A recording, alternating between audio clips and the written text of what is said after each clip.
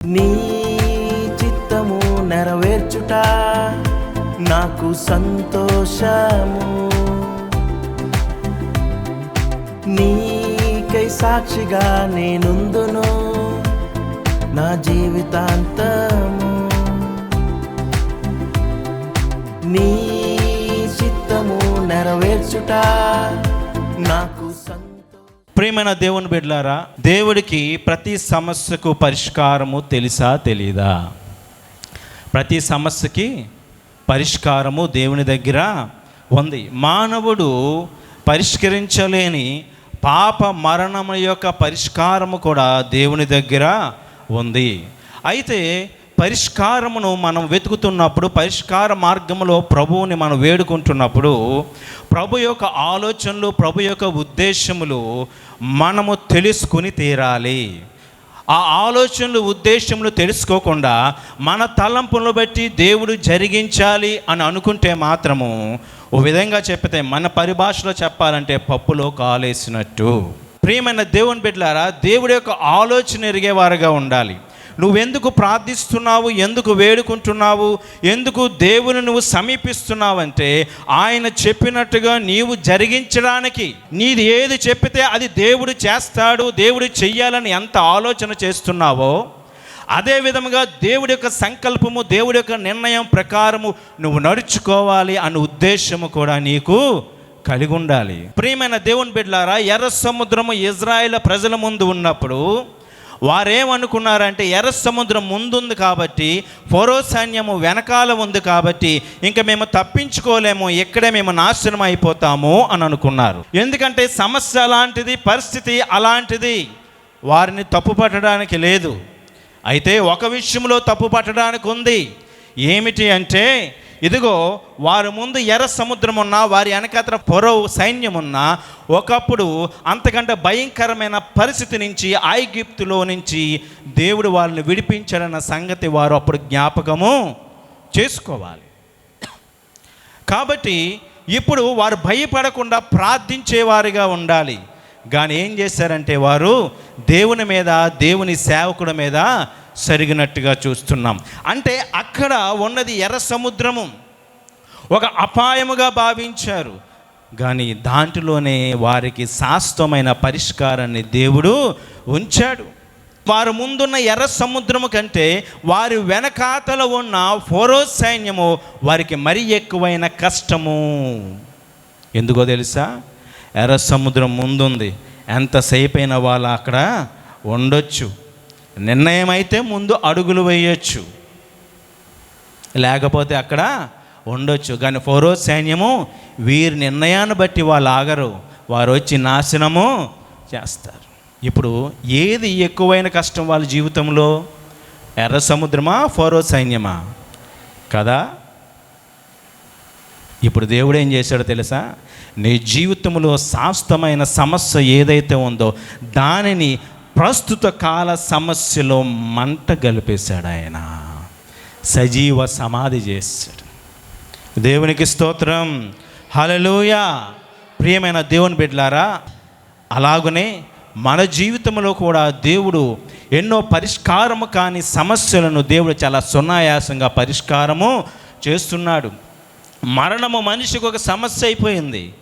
కానీ ఆ మరణాన్ని దేవుడు ఏం చేశాడంటే, మరణము ద్వారానే దాని ముళ్ళుని విరగొట్టాడు. ఓ మరణమా, నీ ముళ్ళు ఎక్కడా? నువ్వు ఎక్కడున్నావు? అసలు నీ ఉనికి ఎక్కడా?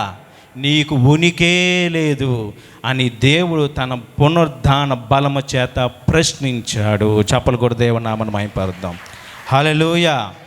ఇదిగో ఈ యొక్క వృక్షానికి ఉన్న ఫలమును మీరు తినొద్దు అని ప్రభువు వాళ్ళకి ఆజ్ఞ ఇచ్చి పెడితే, వారు ఆ వృక్షానికి వేలాడుతున్న ఫలమును తిని పాపము చేశారు.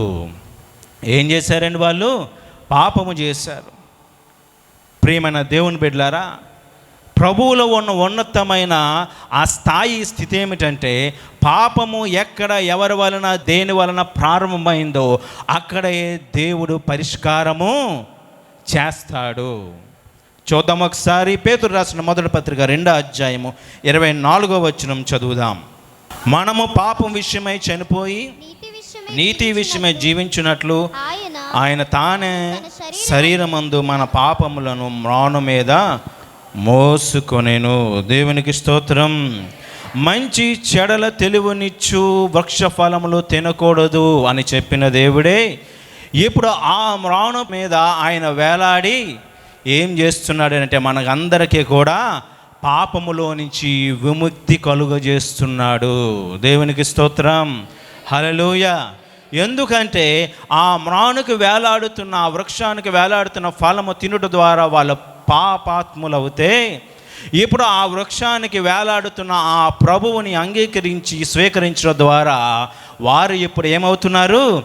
నీతిమంతులుగా తీర్చబడుతున్నారు. చప్పలు కూడా దేవునామని మహిమపరుద్దాం. ఈ యొక్క రక్షణ మహత్ కార్యము ప్రభువు జరిగించినప్పుడు గొప్ప రక్షణ భాగ్యం మనకు అందరికీ కూడా దొరికింది. ఒక విషయం చెప్పాలంటే, త్యాగానికి మించిన త్యాగము, త్యాగానికి పరాకాష్ట ఆయన చేశాడు అని చెప్పాలి. త్యాగానికి పరాకాష్ట ఏమైనా ఉందా అంటే అది సిలువ మరణమే. ఎవరి సిలువ మరణము? ప్రభువైన యేసు క్రీస్తు యొక్క సిలువ మరణమే. పాపము నుంచి రక్షించడం కోసము ఆయన ఏం చేశాడంటే సిలువలో పాపాన్ని జయించాడు. ఆయన జీవితంలో పాపాన్ని జయించాడు. సిలువలో ఆయన పాపాన్ని జయించి మరణాన్ని కూడా ఆయన ఏం చేశాడు? ఉనికి లేకుండా చేసి మరణం మీద మనిషికి గొప్ప విజయం అనుగ్రహించాడు.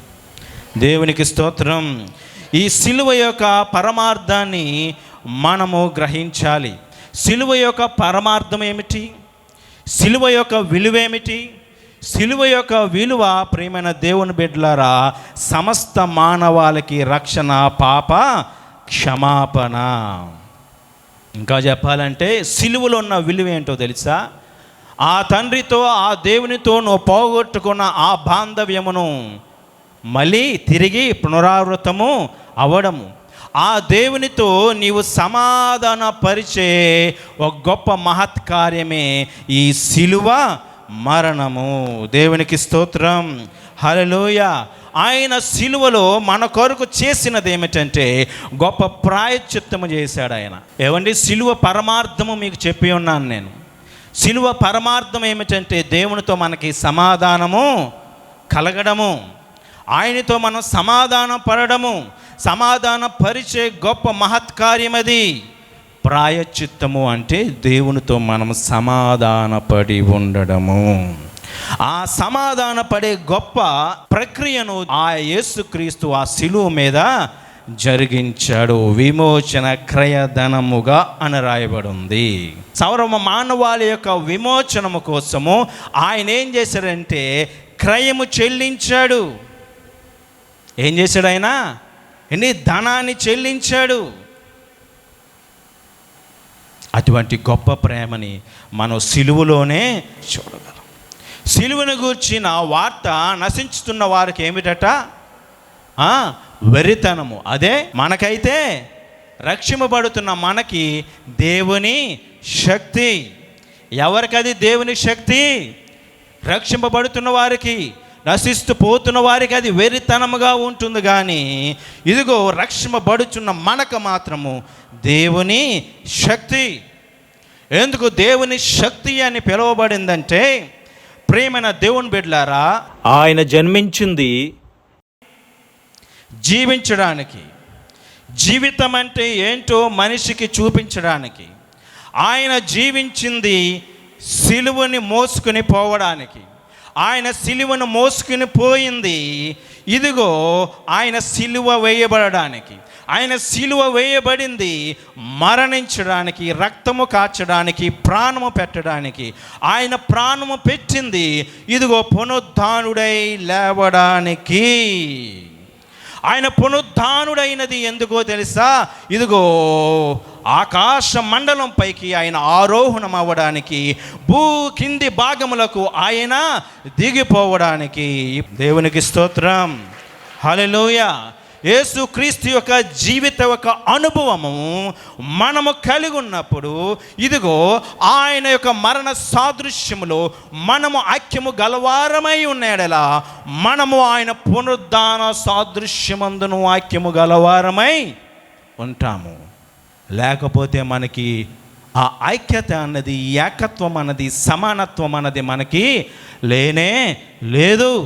క్రీస్తు యొక్క జీవితమును నిజంగా ఎవరైనా కలిగి ఉంటే అండి, ఈ లోకము మనల్ని అంగీకరించదు. ఈ లోకము చేత నువ్వు పొగడబడుతున్నావు, అంగీకరింపబడుతున్నావు అంటే ఒకసారి నీవు పరిశీలన చేసుకో. ఎప్పుడైతే ఈ లోకము నిన్ను ద్వేషిస్తుందో అప్పుడు నీవేమనుకోవాలో తెలుసా? ఇదిగో నేను ప్రభువాడని. దేవునికి స్తోత్రం, హల్లెలూయా. ఏమండి, సువార్త చేయడానికి వెళ్తే ఎవరు నిన్ను ఆహ్వానించరు. ఏం చేస్తారు? నిన్ను రాళ్ళు రువ్వుతారు.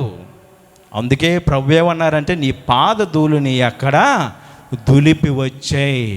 నీ పాదధూళిని అక్కడ దులిపాయి, అదే సాక్షార్థముగా నిలవబడుతుంది. దేవునికి స్తోత్రం, హల్లెలూయా. ప్రేమైన దేవుని బిడ్డలారా, దేవునితో మనకి సమాధానం, పాపముతో మనకి వైరము. దేవుని యొక్క ఆగ్రహానికి ఒక విలువ ఉంటుంది. ఆ విలువేంటో తెలుసా? ఆయన పాపం మీద ఆగ్రహాన్ని చూపిస్తాడు, పాపం మీద కాదు. ఆయన పాపం మీద ఆగ్రహాన్ని చూపిస్తాడు. అందుకే ఏమనుందో తెలుసా? అది స్వచ్ఛమైన ఆగ్రహము. ఒక ప్రశ్న ఈ మధ్యలో నేను వినడం జరిగింది. ఆ ప్రశ్న ఏమిటంటే, మీకు ఎక్కడ యూట్యూబ్లో దొరకదేండో ఇది, అదవుతుందా? మీకు ఎక్కడ యూట్యూబ్లో ఎక్కడ కొన్ని విషయాలు దొరకవు. చెప్పేవారు ఉంటారు, ఏకాత్మ కనుక ఆత్మ అనేక మందికి ఒకే విషయాన్ని ఒకే రీతిగా చెప్తూ ఉంటాడు. కానీ ఏవండి, కొన్ని విషయాలు ఎక్కడ దొరకవు. ప్రభు మనతో మాట్లాడితేనే అవి తెలుస్తాయి. దేవునికి స్తోత్రం, హల్లెలూయా. ఒక విషయం చెప్తున్నాను, దేవుడు భయంకరుడా కాదా? దేవుడు భయంకరుడు కాదండి, బేకరుడు. చెప్పలు కూడా దేవుడు నామని భయపడతాం. అర్థం కాలే? దేవుని చూడగానే అమ్మో అని భయపడతామా మనం? భయపడం. అంత భయంకరుడు కాదు. అయితే ఆయన బేకరుడు, పాపానికి బేకరుడు ఆయన. నువ్వు పాపము చేస్తే ఏవండి ఆయన బేకరుడే. కానీ నీవు శ్రమతో బాధతో ఆయన దగ్గరికి వెళ్తే చూసి భయపడిపోయేంత రూపము ఆయనది కాదు. ప్రియమైన దేవుని బిడ్డలారా, మనము దేవునికి వ్యతిరేకంగా మారిపోయి పాపానికి మనం అనుకూలంగా మారిపోతున్నాం. అది దేవుని బాధిస్తుంది. అందుకే ఏమిటంటే, దేవుడి సర్వ మానవాళి యొక్క పాపాన్ని పరిహరించడానికి, ప్రాయశ్చిత్తము చేయడానికి, ఆ విమోచన క్రయధనముగా ఆయన తన స్వరక్తం ఇచ్చి మనల్ని సంపాదించాడు. ఆయన ఏం చేశాడండి? తన స్వరక్తం ఇచ్చి మనల్ని సంపాదించాడు, తిరిగి తీసుకొచ్చాడు ఆయన మనల్ని. అందుకే మనము చాలా జాగ్రత్తగా ఉండాలి. ఏమన్నా ఒక మాట చెప్తున్నాను, ఇదిగో ఆయనది భౌతికమైన శరీర సంబంధమైన భావ ఆవేశము కాదు, ఆయనలో ఉన్నది ఆత్మ పరితాపము, ఆత్మలో తృష్ణ. రోమిలు రాసిన పత్రిక 1:18 చదువుదాం మనం అందరం కూడా. దుర్నీతి చేత సత్యమును అడ్డగించు మనుషుల యొక్క సమస్త భక్తిహీనత మీదను దుర్నీతి మీదను దేవుని కోపము పరలోకము నుండి బయలుపరచబడుచున్నది. ఇక్కడ చూడండి, దేవుడి యొక్క కోపము ఎందుకు బయలుపరచబడుచున్నది అంటే, ఒకటే, దుర్నీతి చేత సత్యమును అడ్డగిస్తున్నారు కాబట్టి. ఏడట, నీ దుర్నీతి చేత సత్యమును అడ్డగిస్తున్నావు. సత్యం అంటే ఏంటో తెలియపరచబడకుండా నీవు దాన్ని అడ్డగిస్తున్నప్పుడు దేవుని యొక్క ఉగ్రత అవిధేయుల మీదకి వచ్చినట్ట. ఏంటంటే దేవుని యొక్క ఉగ్రత అవిధేయుల మీదకి వచ్చు. ఏవండి, దేవుని ప్రేమను మనము పొందుకుంటున్నాం, ఆయన దీర్ఘశాంతమును మనం పొందుకుంటున్నాం. చాలా జాగ్రత్తగా ఉండాలి. ఆయన దీర్ఘశాంతుడు కదా, పర్వాలేదులే క్షమిస్తున్నాడు కదా, పర్వాలేదు సాగిపోతుంది కదా అని అనుకుంటే ఒక దినం వస్తుంది, హఠాత్తుగా నీవు నాశనము అయిపోతావు. అప్పుడు చాలా జాగ్రత్తగా మనము ఉండాలి. ఎందుకంటే ప్రేమైన దేవుని బిడ్డలారా, దేవునికి నీకు ఉన్న ఆ వ్యక్తిగతమైన సహవాసంలో ఎన్నో నిబంధనలు ఉంటాయా ఉండవా? ఆ నిబంధనలు మనము నెరవేర్చేవారుగా ఉండాలి. ప్రేమైన దేవుని బిడ్డలారా, మనమందరము కూడా పాపమునకు దాసులు కాకుండా, మన పాపి శరీరము నిరర్ధకము అవునట్లుగా దేవుడు ఏం చేశాడంటే మన ప్రాచీన స్వభావాన్ని ఆయనతో కూడా సిలువేయ జూచాడు. అర్థమవుతుందా మీకు? మన పాప శరీరం నిరర్ధకం అవ్వాలని మనం ఏం చేయాలట? మన ప్రాచీన స్వభావాన్ని సిలువ వేసుకోవాలి. దేవుని యొక్క మరణ సాదృశ్యంలో మనం ఏకము కావాలి అంటే అర్థం ఏమిటంటే మన స్వభావాలను, మన యొక్క ఉద్దేశాలను ఏం చేయాలట? మనము సిలువ వేయాలి. పాపాన్ని, మన బలహీనతలు ఏం చేయాలట? మనము సిలువ వేయాలి. సిలువ వేయడం అంటే అర్థం ఏమిటి? యేసు ప్రభు ఒక్కసారి చనిపోయి ఆయన మళ్ళీ తిరిగి లేచాడు. ఒకసారి చనిపోయిన తర్వాత మళ్ళీ బ్రతికిన తర్వాత మళ్ళీ చనిపోతున్నాడు ఆయన? లేదు కదా. అలాగనే మనము కూడా పాపం విషయంలో ఒక్కసారి చనిపోతే మళ్ళీ దాంట్లో మనకి ఏమండి జీవం ఉండదు. ఆ పాపం విషయంలో మనము చనిపోయినట్టే. అటువంటి సిలువ వేయబడాలి. మన ప్రాచీన స్వభావాన్ని ఏం చేయాలంటే సిలువ వేయాలి. ఒక మాట చెప్తున్నాను, మనకి ప్రాయశ్చిత్తం ఎలా జరిగింది? ఆయన రక్తము ద్వారా మనకి ప్రాయశ్చిత్తము జరిగింది. చూద్దాం ఒకసారి. హెబ్రీయులకు రాసిన పత్రిక 9:22. మరియు ధర్మశాస్త్ర ప్రకారము సమస్త మానవులు రక్తము చేత శుద్ధి చేయబడిననియు రక్తము చిందింపకుండా పాప క్షమాపణ కలుగుదనియు సామాన్యముగా చెప్పవచ్చును. చూడండి, ఇది సామాన్యముగా అందరికీ తెలిసిన విషయం. ఏమిటంటే మన పాపానికి ప్రాయశ్చిత్తము జరగాలి అంటే, క్షమాపణ జరగాలి అంటే దానికి రక్త ప్రోక్షణ జరగాలి. ఏం జరగాలండి? రక్త ప్రోక్షణ జరగాలి. అందుకే ఏ యొక్క గ్రంథాల్లో తీసుకున్నా, ప్రామాణికము ఏది తీసుకున్నా పాపానికి ప్రాయశ్చిత్తం ఏమిటో తెలుసా? ఏంటి పాపానికి ప్రాయశ్చిత్తము? దేని చిందించాడు ఆయన? రక్తమును చిందించాడు. సర్వ పాప పరిహారార్థము రక్త ప్రోక్షణ అవసరము. ఆ రక్తము పరమాత్ముడిది అవ్వాలి. ఆ పరమాత్ముడు పుణ్యదాన బలియాగం అవ్వాలి. ఇది కరెక్టా కాదా? ఇది ప్రామాణికం. అదే చెప్తుంది, రక్తము చిందింపకుండా పాప క్షమాపణ కలుగుదనియు సామాన్యముగా చెప్పవచ్చునంటే అది ప్రైమరీ, అందరికీ తెలిసిందే అది. కాబట్టి రక్తము చిందించాలి. రక్తము చిందించడం అంటే అంత అర్థం ఏమిటంటే రక్త ప్రోక్షణ అవసరం. అంటే ఏమిటంటే దేవుడు మొట్టమొదటిగా వాళ్ళకి ఈ బలియాగాన్ని అర్థం కావడానికి జంతువుని బలి ఇవ్వమని చెప్పాడు. ఏం చేశాడు ప్రభు? ఆ జంతువుని బలి ఇవ్వమని చెప్పాడు. ఆ జంతువుని బలిస్తున్నప్పుడు ఆ పాపము యొక్క తీవ్రత వాళ్ళకి తెలుస్తుంది. ఆ పాపం వల్ల వచ్చే పరివేశాన్ని వాళ్ళకి తెలుస్తుంది. వాళ్ళకి అవగాహన రప్పించడానికే కానీ ఆ యొక్క జంతువు రక్తమును బట్టి వాళ్ళకేదో ఏమండి విమోచన కలుగుతుంది అని కాదు. అయితే ఇది ఏమైపోయిందంటే ఒక ఆచారముగా, ఒక సాంప్రదాయముగా వచ్చింది కాబట్టి ప్రభు దాన్ని ఖండించారు. దానికి ముగింపు తన బలియాగము ద్వారా పలికించారు. దేవునికి స్తోత్రం. అందరికీ తెలిసిన ఒక విషయం ఏమిటంటే, చాలా గ్రంథాల్లో రాయబడిన విషయము, ప్రజాపతి అయిన వాడు త్యాగము చేయాలి, ప్రజాపతి యజ్ఞం అయిపోవాలి అని రాయబడి ఉంది. ప్రజాపతిగా వచ్చి దేవుడుగా వచ్చి బలి అవ్వలేడు. అందుకు ప్రజాపతి ప్లస్ పురుషుడు అవ్వాలి, బలియాగం అవ్వాలి. అర్థమవుతుందా మీకు? ప్రభువైన యేసుక్రీస్తు దేవుడుగా ఉండి, ప్రజాపతిగా ఉండి, ఆయన ఈ లోకానికి పురుషుడిగా మానవ రూపంలో వచ్చి ఆయన యాగమైపోయాడు సర్వ మానవాళి యొక్క పాపము కోసం. దేవునికి స్తోత్రం. ఆ త్యాగానికి తప్పించి మరణముకి ఇంకా ఏమండి విడుదల లేదు. మరణం నుంచి మనిషికి విడుదల అన్నది లేదు. ప్రియమైన దేవుని బిడ్డలారా, అటువంటి యాగాన్ని మనం గుర్తెరగాలి. ఏం చేయాలి? అటువంటి యాగాన్ని మనము గుర్తెరగాలి, దానికి విలువ ఇవ్వాలి. లేవి కాండంలో ఉంటుంది, రక్తము మనిషికి ప్రాణమట. ఆ రక్తం ఏం చేయబడాలంటే బలిపీఠం మీద ప్రోక్షింపబడాలి అని రాయబడి ఉంది. ఆ ప్రోక్షింపబడమే ఆ ప్రభువు మన కోసము యాగమైపోయాడు. ఆకాశం ఆయన సింహాసనం, భూమి ఆయన పాదపీఠము, బలిపీఠము. ఆ బలిపీఠం మీద ఆయన రక్త ప్రోక్షణ జరిగింది.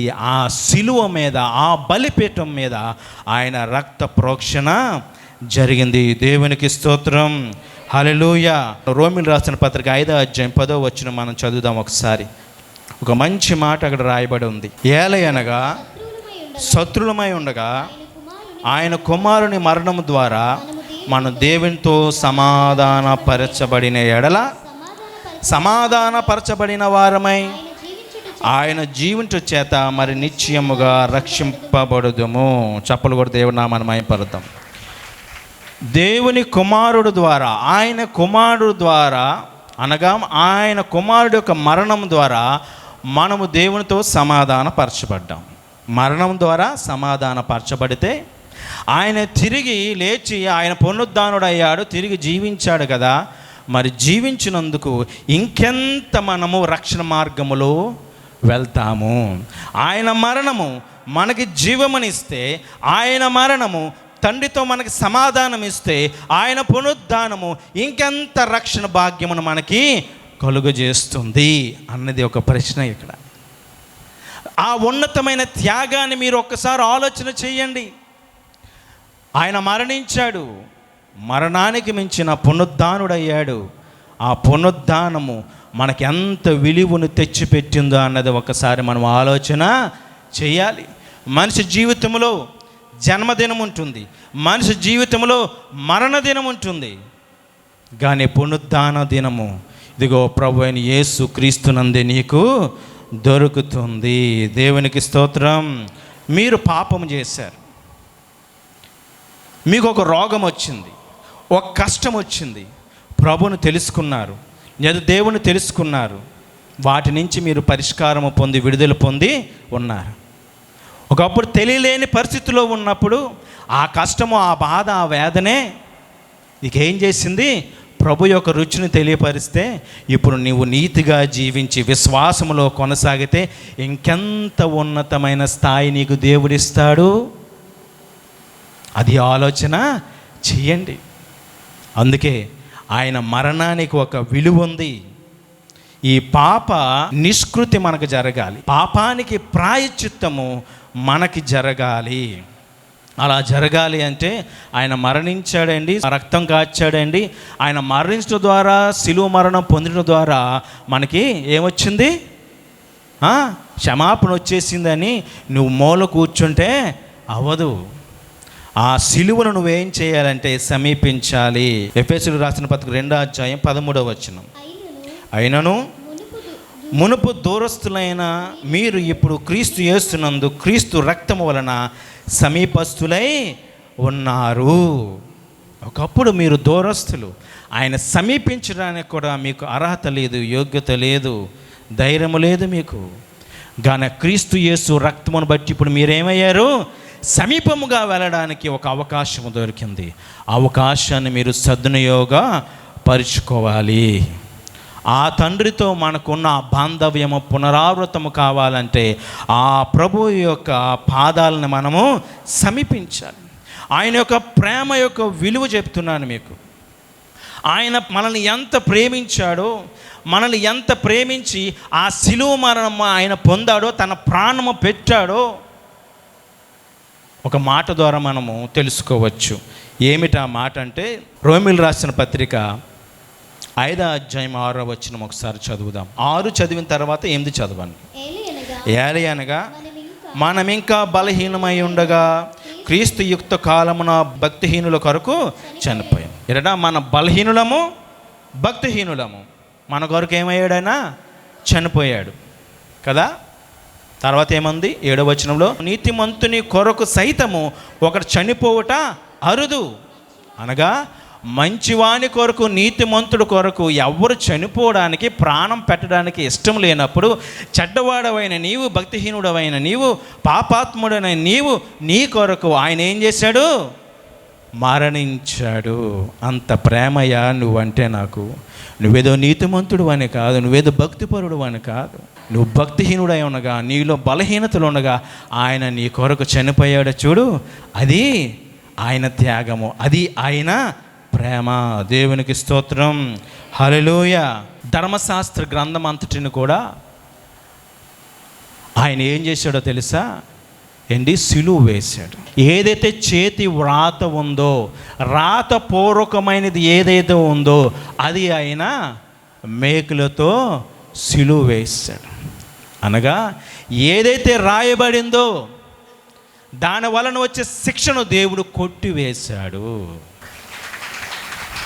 ఆ పాపాత్ముడైన స్త్రీ పాపము చేసి వ్యభిచారమందు పట్టబడినప్పుడు ఆమెను రాళ్ళు రువి చంపాలని అందరూ చూస్తున్నప్పుడు ఆయన ఏం చేస్తున్నాడట? వ్రేలుతో రాస్తున్నాడు. ఇప్పుడు ఏం చేశాడో తెలుసా? ఆ రాతపూర్వకమైన ఆ రాతను దేవుడు ఏం చేశాడు? నీ జీవితంలో కొట్టువేశాడు. ఒకవేళ అది కానీ రాయబడి అలాగనే ఉంటే నీ పాపము నుంచి నీకు విముక్తి లేదు. దానియేలు గ్రంథము 5వ అధ్యాయం 24వ వచనం. కావున ఆయన ఎదుట నుండి ఆ ఎరచేయి వచ్చి ఆ వ్రాతను రాశాను. మేనే మేనే టేకేల్ ఫారిసిన్. ఈ వాక్య భావం ఏమనగా, మేనే అనగా దేవుడు నీ ప్రభుత్వం విషయంలో లెక్క చూచి ముగించాడు. తర్వాత టేకేల్ అనగా ఆయన నిన్ను త్రాసులో తోచగా నీవు తక్కువవాడుగా కనబడుతుంది. ఫెరెన్ అనగా నీ రాజ్యం నీ యొద్ద నుండి విభాగింపబడి మాదీయులకును పరసీయులకును ఇయ్యబడెను. ఈ రాత మనకు కూడా రాయబడిందని గుర్తించాలి. ఏదైతే దేవుడు నీకు భాగ్యముని ఇచ్చాడో ఆ స్థాయిని, ఆ స్థితిని, ఆ ప్రభుత్వము నువ్వేం చేసావు? పోగొట్టుకున్నావు. ఆ స్థితిని పోగొట్టుకున్నావు. ఇదిగో కుమారుడు స్థాయి, కుమార్తె స్థాయి, ఆ కుమారత్వము దేవుని బిడ్డగా పిలువబడడానికి దేవుడు నీకు అర్హతనిస్తే దాన్ని ఏం చేసావు? నువ్వు పోగొట్టుకున్నావు. నీ పాపము ద్వారా ఆయనతో నువ్వు తోగలేకపోతున్నావు. అనగా ధర్మశాస్త్రము ప్రకారము నిన్ను సరిపోలుస్తుంటే నీవు పాపిగా తీర్చబడుతున్నావు. కాబట్టి ఇదిగో నీ రాజ్యం నీ యొద్ద నుంచి తీసివేయబడుతుంది. అనగా పరలోక రాజ్యము, ఆ నిత్యత్వ భాగ్యము నీ యొద్ద నుంచి తీసివేయబడింది. ఇప్పుడు ఆ రాత పూర్వకం ఏదైతే ఉందో, ఆ చేతి రాత ఏదైతే ఉందో ఏం చేయబడింది? దాని వలన వచ్చే పాపము, ఒక పరివేశానము, శిక్షను ప్రభువైన యేసుక్రీస్తు మేకులతో కొట్టి దానిని ముగింపు పలికారు. చెప్పలు కూడా దేవుని నామమున మహిమపడతాం. హల్లెలూయా. లోకాసువార్త 9వ అధ్యాయము 23వ వచనం. మరియు ఆయన అందరితో ఇట్లా, నేను ఎవడైనను నన్ను వెంబడింప గోరినడలా తను తాను ఉపేక్షించుకొని ప్రతిదినము తన సిలువ ఎత్తుకొని నన్ను వెంబడింపవలెను. ఆయన సిలువ మోసుకుని వెళ్ళిపోతున్నప్పుడు స్త్రీలైన వారు ఏడుస్తున్నారు, రొమ్ము కొట్టుకుని ఏడుస్తుంటే ప్రభు అన్నారు, అమ్మ నా కొరకు ఏడవకండి, మీ కొరకు మీ పిల్లల కొరకు ఏడవండి. అనగా మీ సిలువలను మీరు ఎత్తుకోనండి. ఎవరి సిలువ వారు ఎత్తుకొని నడవాలి. మీ కొరకు మీ పిల్లల కొరకు ఏం చేయాలి? మీరు ఏడవాలి, ప్రార్థించేవారుగా మీరు ఉండాలి. ఇదిగో ఎవడైనా నన్ను వెంబడింప గోరినడలా ఏం చేయాలట? తను తాను ఉపేక్షించుకుని ప్రతిదినము తన సిలువ ఎత్తుకుని నడవాలి. ఉపేక్షించుకోవడం అంటే అర్థం ఏమిటంటే నన్ను నేను ఇంకా ఇగ్నోర్ చేసుకోవడం. నేను అనేది పక్కన పెట్టి నేను యేసుతో క్రీస్తుతో సిలువ వేయబడ్డాను అన్నది నువ్వు గ్రహించి జీవిస్తున్న జీవితం ఇంకా నాది కాదు, క్రీస్తు జీవితం అని నిన్ను నీవు ఉపేక్షించుకుని నీ కొరకు నువ్వు ఆలోచన చేసుకోకుండా ప్రభు కొరకు తృష్ణ ఆశ నువ్వు పడినప్పుడే నిన్ను నువ్వు ఉపేక్షించుకోవడము. అలా ఉపేక్షించుకుని ప్రతిదినము కూడా ఏం చేయాలట? నీ సిలువను నువ్వు ఎత్తుకొని ఆయనను వెంబడించాలి. ఒక ప్రశ్న అడుగుతున్నాను, ఏ సిలువను ఎత్తుకోవాలి? సిలువ అంటే మళ్ళీ రకాలు ఉంటాయి ఏంటి? ఏమండి, యేసు ప్రభుతో 2 దొంగలు సిలువ వేయబడ్డారట. యేసు ప్రభు కూడా సిలువ వేయబడ్డారు. ఈ సిలువ ఆ 2 సిలువలు ఒకటేనా? వాళ్ళు ఎత్తుకునే వచ్చారు, వాళ్ళు మోసుకునే వచ్చారు. ఇప్పుడు చెప్పండి, ఏ సిలువను మోసుకుని వెళ్ళాలి? ఇప్పుడు నీకు కనబడుతుంది 3 సిలువలు. ఏ సిలువను మోసుకు వెళ్ళాలో నీవే ఆలోచన చేసుకో. ఏమండి, ఆ 3 సిలువలు ఏంటో చెప్తాను. 1 తృణీకరణ సిలువ. ఇదిగో నీవు రక్షకుడు అయితే, నువ్వు మెస్సేవ్ అయితే, నువ్వు రక్షకుడు అయితే నిన్ను నువ్వు రక్షించుకుని మమ్మల్ని రక్షించు. ఈ సిలువ వద్దు, ఈ సిలువ వద్దండి. ఎందుకు? ఆ సిలువను మోస్తూ లోకంతో స్నేహించి, లోకాశలకు లోబడిపోయి, ఈ లోకానికి స్నేహించి నువ్వు ఆ సిలువను మోసుకుని వెళ్ళిపోయి నేను సిలువను మోస్తున్నానంటే అర్థమేముంది? ఏమండి, కష్టము, వేదన, బాధ కలగగానే ఏమంటావు? దేవుని తృణీకరిస్తావు, దేవుని అవమానపరుస్తావు. ఈ లోకములో ఉన్న పోకడలను, ఆశలను నీవు నీ హృదయంలో ఉంచుకుని సిలువను మోస్తే మాత్రం క్రీస్తు సిలువ మోసినట్టు కాదు. చాలామంది సేవకుల విషయంలో ఇప్పుడు జరుగుతుంది ఏమిటో తెలుసా? వాళ్ళు సిలువను మోస్తున్నారు కానీ తృణీకరణ సిలువను మోస్తున్నారు. తాను ఉపేక్షించుకొని ప్రభు సిలువను మనము మోయాలి. 2వ సిలువ ఏమిటంటే పశ్చాత్తాప సిలువ. ఏమిటి ఉందండి? పశ్చాత్తాప సిలువ. ఇవన్నీ కూడా చాలా వివరించడానికి చాలా అంశం ఉన్నా ఎప్పటికి ఇది చాలు అని నేను అనుకుంటున్నాను. ఆ పశ్చాత్తాప సిలువ ఏమిటంటే, కుడివైపునున్న దొంగ ఏమంటున్నాడంటే, ఇదిగో మనము శిక్షకు పాత్రులము. ఏమంటున్నాడు? మనము శిక్షకు పాత్రులము. మనం అనుభవిస్తున్న ఈ యొక్క శిక్ష మనం చేసిన దానికి సరైనది, కానీ ఆయన ఏ పాపము చేయలేదు. నువ్వు పాపమని గ్రహించి ఆయన నీతిమంతుడని గ్రహించడమే నీ నీతి ఆధారపడి ఉంది. దేవునికి స్తోత్రం, హల్లెలూయా. ఇదిగో ఆ పశ్చాత్తాపము తనలో కలిగింది కనుకే ఇప్పుడు ఏమైంది? తను ఆ పశ్చాత్తాప సిలువను మోసుకొని ప్రభుని సమీపించగలిగాడు. తృణీకరణ సిలువ మోసుకుని వెళ్తే ప్రభు చెంతకు నువ్వు చేరలేవు. పశ్చాత్తాప సిలువను మోసుకుని వెళ్తే ఏమవుతుందో తెలుసా? నిన్ను రక్షణ మార్గంలోనికి, రక్షణ సిలువ అనుభవంలోనికి తీసుకు వెళ్తుంది. దేవునికి స్తోత్రం. 2 సిలువలు అయిపోయాయి కదా, 3వ సిలువ ప్రభు అయిన యేసు క్రీస్తు వేలాడుతున్న రక్షణ సిలువ. ఆ సిలువలో నీకేముందో తెలుసా? పశ్చాత్తాప సిలువను మోసుకు వెళ్ళి, తృణీకరణ సిలువను పక్కన పెట్టి పశ్చాత్తాప సిలువను మోసుకుని వెళ్ళి, ఇదిగో ఆ రక్షణ సిలువను నీవు అంగీకరిస్తే, దాని మీద నీవు కూడా సిలువ వేయబడితే నీకు పునరుద్ధానము, ఆరోహణం ఉంటుంది. ఈ రక్షణ సిలువలో ఏముంటుందో తెలుసా? పునరుద్ధాన, ఆరోహణ అనుభవాలు ఉంటాయి. అందుకే ఇదిగో ఎవరైతే తన సిలువను ఎత్తుకొని ఆయనను వెంబడిస్తాడో వారే ఆయన శిష్యులు అనబడతారు. యేసు ప్రభు యొక్క శిష్యులు. మనము దేవుని రాజ్యమునకు పాత్రము ఎప్పుడు అవుతామో తెలుసా? దేవుని రాజ్యమునకు మన పాత్రలం అయ్యేది మన ఆఖరి క్షణములో, ఆకలి గడియలో, అయ్యా నన్ను క్షమించు, ఇదిగో నీ రాజ్యములో నన్ను జ్ఞాపకము చేసి. ఆయన మరణ సాదృశ్యములో మనం ఐక్యము గలవారి ఎడల మనం ఆయన పునరుద్ధాన సాదృశ్యమందును ఐక్యము గలవారమై ఉంటాము. దేవుడి మాటలు దీవించునుగాక. నీ చిత్తము నెరవేర్చుట నాకు సంతోషము.